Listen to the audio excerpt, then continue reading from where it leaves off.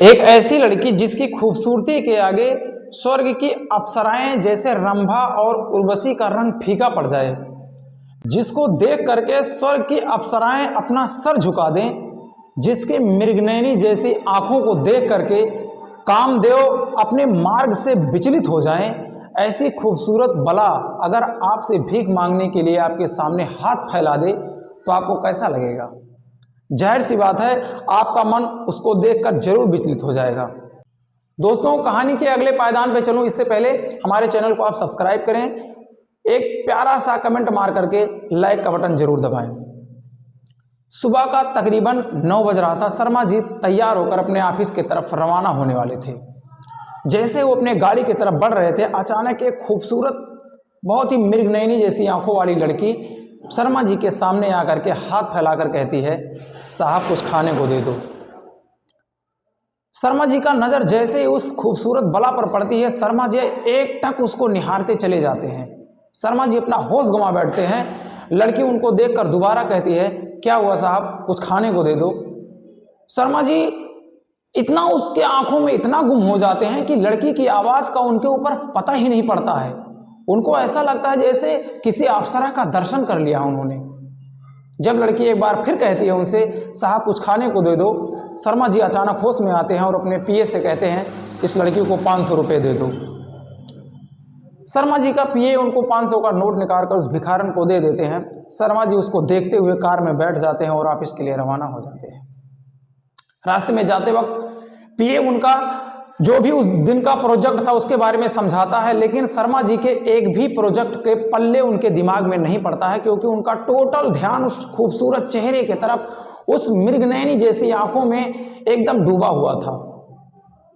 वो उसी के बारे में सोचते सोचते पूरे रास्ते का टाइम काट देते हैं और ऑफिस में जा करके चुपचाप बैठ जाते हैं। उस दिन ना तो शर्मा जी किसी का जांच करने के लिए जाते हैं कि कौन क्या कर रहा है, कौन क्या नहीं कर रहा है, कोई बना रहा है, क्या बिगाड़ रहा है। किसी भी प्रोजेक्ट पर उस दिन शर्मा जी ना तो साइन करते हैं, ना तो किसी प्रोजेक्ट के बारे में उसके सिलसिले से कोई वार्तालाप किसी से करते हैं। पूरा दिन उसी भिखारन के चेहरे को निहारते रहते हैं, उसी बात को याद करते रहते हैं, उसी की याद में डूबे रहते हैं। शाम हो जाता है और उनके पीए जो होते हैं वो परेशान रहते हैं कि क्या हो गया आज सर जी को, ना तो किसी प्रोजेक्ट पर साइन किए, ना तो हम लोगों का जांच पड़ताल किए।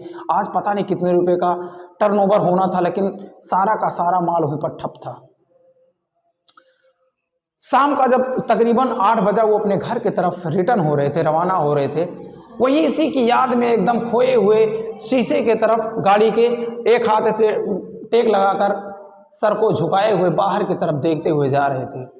अचानक सा उनका नजर एक लड़की पर पड़ा जो रोड के डिवाइडर में लगे पेड़ के नीचे बैठी हुई थी। शर्मा जी ने देखा कि ये तो वही भिखारन है जो सुबह मुझसे भीख मांगने के लिए आती। शर्मा जी अचानक अपने ड्राइवर को कहते हैं कि गाड़ी रोको। हड़बड़ा कर ड्राइवर गाड़ी रोकता है। शर्मा जी पीए को कहते हैं कि जाओ वो जो लड़की रोड के डिवाइडर में पेड़ के नीचे बैठी हुई है उसको बुलाकर मेरे पास लेकर आओ। शर्मा जी का पीए जाता है, उस लड़की को लेकर के आता है। बेचारी डरी सहमी सी आती है कि 4 गाड़ियां कौन ऐसी है जो मुझको बुला रहे हैं। वो बेचारी आती है, उसके बाद में कहती है, जी साहब। शर्मा जी फिर उसको निहारना चालू कर देते हैं और इस कदर उसको निहारते हैं कि रोड पर भीड़ लग जाता है। लोग देखते हैं कि ऐसी क्या चीज हो गई है जो इस लड़की को वो घूरे जा रहे हैं, निहारे जा रहे हैं। लड़की बेचारी सर नीचे करके डर के मारे ना तो ऊपर कर रही है, ना तो इधर उधर हिल डुल रही है। कुछ क्षण निहारने के बाद शर्मा जी बोलते हैं, क्या तुम मेरे ऑफिस में काम करोगी? लड़की का चेहरा अचानक ऊपर उठता है, शर्मा जी का चेहरा देखता है।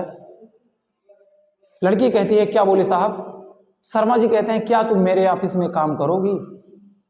लड़की सर झुका करके बोलती है, कैसा भद्दा मजाक कर रहे हैं साहब, हम गरीबों को पूछने वाला कौन है? ना तो मैं पढ़ी हूं, ना तो मैं लिखी हूं, अनाथ ऐसे पल बढ़ रही हूं, मैं कैसे आपके ऑफिस में काम कर सकती हूँ? मैं आपके ऑफिस के लायक नहीं हूँ।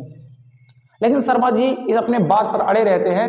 वो कहते हैं, कोई बात नहीं, तुम मेरे ऑफिस में चलो, मुझे चाय देना, ऑफिस का देख रेख करना, पोछा ओछा सब लगाना, और तुम्हें कोई काम कर नहीं करना है। जितना तुम सैलरी कहोगी सारा सैलरी मैं आपको देने के लिए रेडी हूँ।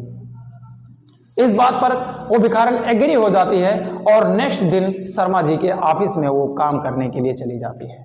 लेकिन शर्मा जी को यह नहीं पता होता है कि जिस लड़की पर तरस खा करके या उसकी खूबसूरती पर फिदा होकर के वो अपने ऑफिस में उसको जॉब दे रहे हैं, एक दिन यही लड़की इनके खड़े किए गए अंपायर के टावर को गिरा देगी।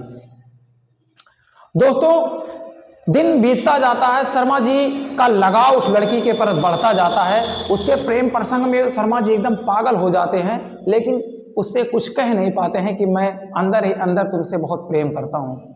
वो तो सोचते हैं कि इस लड़की से आज नहीं तो कल मैं शादी जरूर करूंगा, लेकिन हिम्मत नहीं जुटा पाते हैं, क्योंकि वो ये सोच रहे थे कि कहीं ये ऐसा ना सोच ले कि मुझ पर तरस खा करके ये लेकर आए थे ऑफिस में जॉब दिलाने के लिए, तो मेरे खूबसूरती का ये फायदा उठा रहे हैं। यही सोच करके अंदर अंदर शर्मा जी तड़प रहे थे और कभी अपने प्यार का इजहार उससे नहीं किए।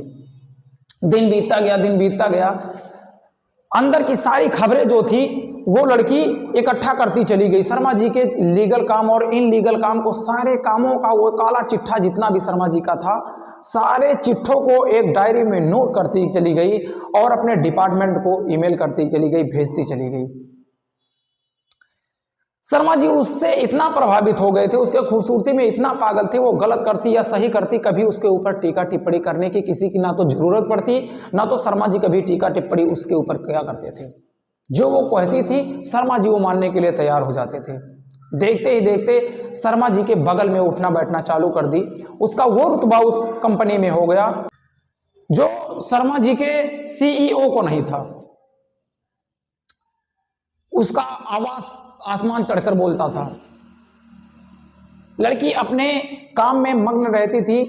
उसको जिस उद्देश्य के लिए उसके डिपार्टमेंट के लोग उसको भेजे थे, वो अपने डिपार्टमेंट के काम में अपने ईमानदारी से पूरा अध्ययनरत थी, पूरा ईमानदारी से वर्क किए जा रही थी। वो कहाँ देखती थी शर्मा कौन है या कंपनी कौन है, क्योंकि वो अपने मिशन में कामयाब हो चुकी थी।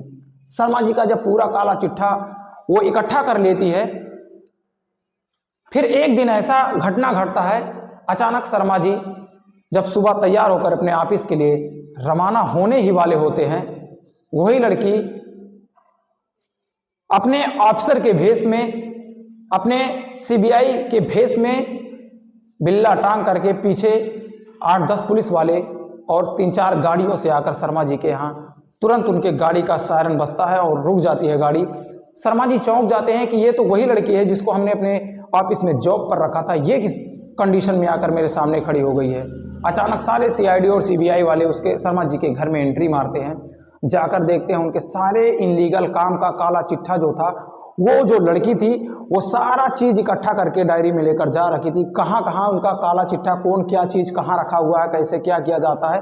क्योंकि शर्मा जी जो जी थे, उनका इनलीगल काम से सारा एम्पायर इनलीगल काम से खड़ा हुआ था। वो विदेशी ताकतों से उनका इन्वॉल्वमेंट रहता था। वो हवाला का पैसे या 2 नंबर का पैसा जो रहता था, जो देश विरुद्ध में काम आता था, वो ऐसा वर्क किया करते थे। सीआईडी को जब इस बारे में पता चला तो ऐसी लड़की को तैयार किए जिससे उनकी कमजोरी को पकड़ा जा सके। शर्मा जी पहले से ही लड़की के बहुत बड़े आदी थे। ऐसे सीआईडी अफसर को चुना गया जो बहुत ही मृगनयनी, बहुत ही खूबसूरती थी, और शर्मा जी को इस जाल में फंसाने के लिए उस लड़की को भेज दिया गया था। शर्मा जी उस जाल में परिपक्व रूप से फंस गए और किए उनके बने बनाए अंपायर को उस प्यार की जंजाल ने शर्मा जी का ध्वस्त हो गया और सीबीआई वालों ने उठाकर शर्मा जी को ले जाकर के जेल में बंद कर दिया। दोस्तों, अगर ये कहानी आपको पसंद आई हो तो एक प्यारा सा कमेंट करके हमें सपोर्ट करें और हमारे चैनल को सब्सक्राइब करें। Best of luck.